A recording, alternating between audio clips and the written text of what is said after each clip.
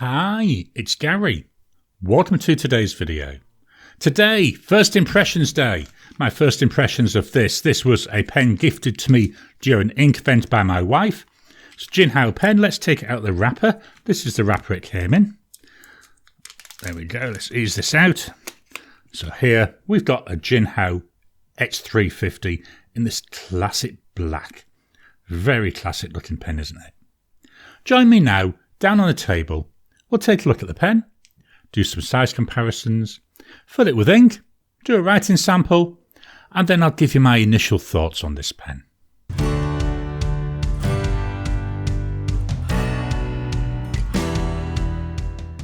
Welcome down to the table. Here we've got the Jinhao x350. Very nice looking pen, very classic looking, very elegant looking, very business-like looking as well. Quite easily a pen you could take and use in a business meeting. Let's take a walk through the body. So to me, this is a cigar or a torpedo shaped pen. Very nice. I would say it's more cigar shaped than torpedo. So we've got a dome on the top.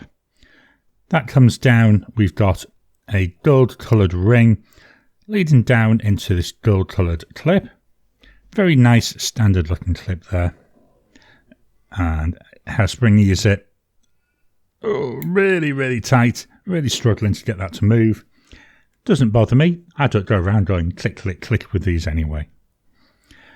With the cap, we're tapering out to about halfway down. Then it straightens out till we come down to this ring. On the ring, we've got Jinhao. And as we go around, X350 there engraved on the back. Below the ring, there's a little bit more material that's tapering down to the body. So although there's a drop off, you don't notice it because it tapers down. The body seems to be the same width until it gets to about 3/4 of the way down.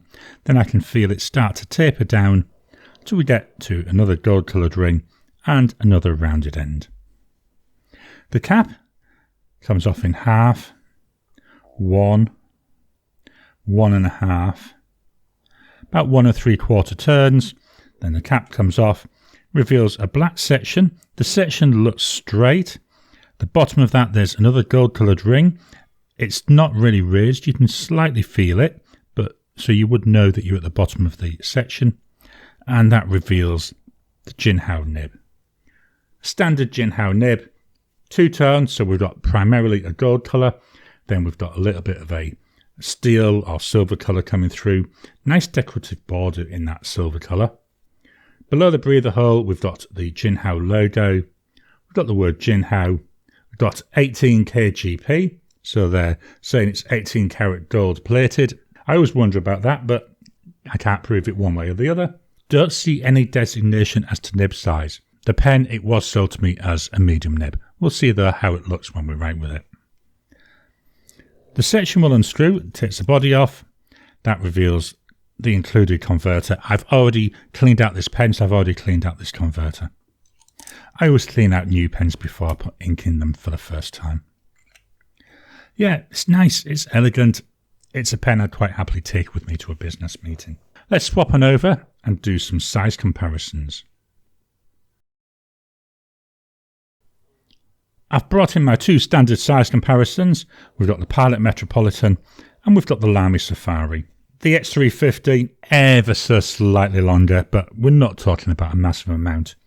Maybe 3 or 4 millimeters, not that much longer. Width-wise, it looks slightly wider than the Metropolitan, about the same width I would say as I see with the Safari. Let's pop the caps off. Unposted. The X350 now is actually the shortest of the three. Not by much again, we're only talking maybe 2 millimeters, but it definitely is shorter than even that Metropolitan. In the hand, unposted, doesn't feel too bad. The section does feel a little bit on the thin side, but yeah, it's manageable. Will it post? Yeah, seems to post quite nicely. Posted, feels back heavy. I always say that though with all my pens because I don't use my pens posted, so they always feel back heavy when I post them. But certainly usable. But unposted, again, I'm quite happy to use this unposted. I think that's more than usable. Altogether, quite a nice looking pen. Let's swap on over and we'll fill the pen with ink. So I've brought in my wooden block and I brought in my ink miser. Oh, if I can not throw it around, good job there was no ink in that, isn't it? The ink we're going to use today is the last of this sample of Robert Oster Australis Oak. Now, this ink has been a bit hit and miss for me. I've had it in two different pens. One of them, it looked really nice. The other one, it was just very, very light and wishy-washy. So it's going to be interesting to see what it looks like in this pen. So here we've got the 350. Let's take it apart. There we go. Push this all the way down to the bottom. I'll turn this around and then hopefully get this so you can see what's happening whilst I hold it. There we go. Hopefully that'll work. Doesn't seem to be drawing anything up. Now there you go. I've inserted that a bit further. Apologies. I'm trying to get it so we can hopefully see a little bit of what's going on. Ah, there we go. We got some ink in now. So I just wasn't that deep enough into the ink miser. Wow, got a good fill there. A little tiny bit of ink left. Not enough to keep. That's going down the sink. I'll just clean this off, get this out of the way, and when we come back, we'll do our writing sample. Just dropping in to interrupt your regular programming. Would you like to help support the channel? If so, please consider joining as a member. As a member, you'll get early access to my videos. I normally upload them a couple of days before they go out, and as soon as they're uploaded, they'll be released to members. There'll also be a shout out at the end of the videos, and then as we get the members coming in, we'll actually chat among ourselves and work out what other perks, what other things you'd like me to add in. You know, would you like maybe a monthly live chat just for members? All down to us. So please, if you can, consider joining the channel. A link will be in the description down below. Here we've got the notepad of testing. This is an Oxford Optic Paper A5 notebook made by Black & Red. Here's the pen. Let's write. So we've got a Jinhao. This looks more like a fine nib to me than a medium, but I'll say it was sold as a medium, so I'm going to label it as such. Price-wise, 14 Aussie dollars, so nice, reasonably priced pen. The ink, Robert Oster Australis Oak.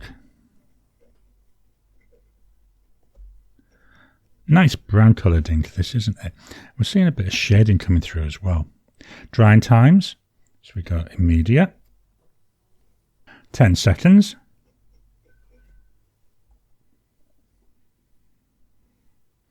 $30.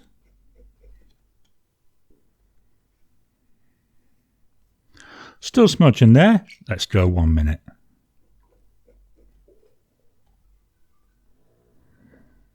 After a minute there, that's nice and dry.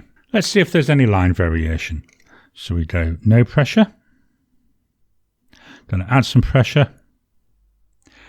Nib does feel quite stiff. Not seeing that much of a difference. None with, none with, none with. Let's move the mic down to the page and we'll write a sentence.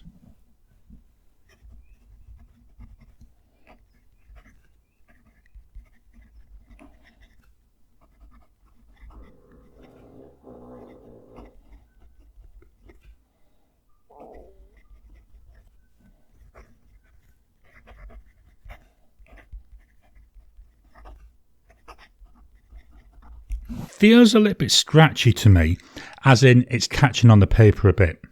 Not getting a lot of audible feedback. There's a little bit of noise, but nowhere near as much as I get off a lot of my pens.